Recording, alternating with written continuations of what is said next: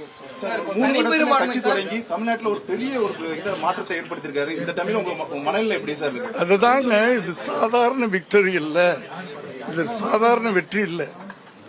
ஒரு இப்போ திமுக எடுத்துக்கிட்டீங்கன்னா மோர் தென் 20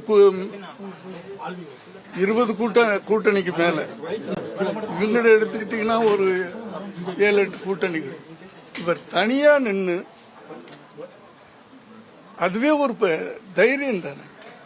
நான் எந்த ஒரு ஊழல்வாதிகளோடையும் கூட்டணிக்கு போக மாட்டேன், நான் தனியா நின்று மக்கள் என்னை தனியா செலக்ட் பண்ணி அப்படி வந்தா தான் மக்களுக்கு ஏதாவது நல்லது பண்ண முடியும் அப்படின்னு நின்று அந்த தைரியமே பெரிய விஷயம்.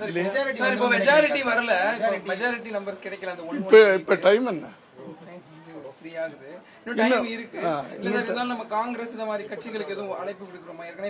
எனக்கு அதுல நான் அரசியலுக்குள்ள நான் போக விரும்பல.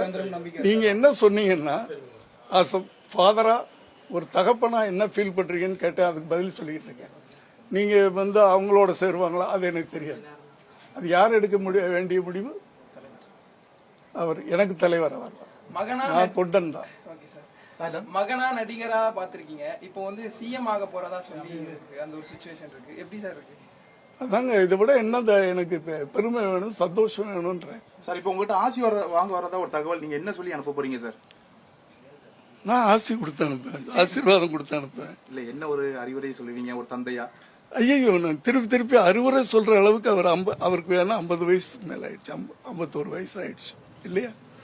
அவர் எல்லாத்தையும் டிசைட் பண்ணக்கூடிய தகுதி வந்துருச்சு, அந்த திறமை இருக்குது. ஏன்னா அது நடைமுறையை நான் பார்த்துக்கிட்டு இருக்கேன், கடந்த 2 வருஷமா பார்த்துக்கிட்டு இருக்கேன்ல.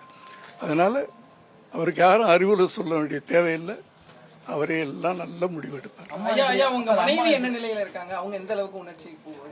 அவங்க என்னை விட சந்தோஷமா இருக்காங்க.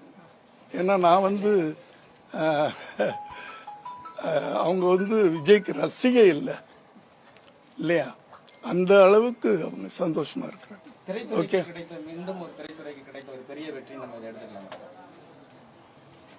தமிழ்நாடு கிடைத்த வெற்றி.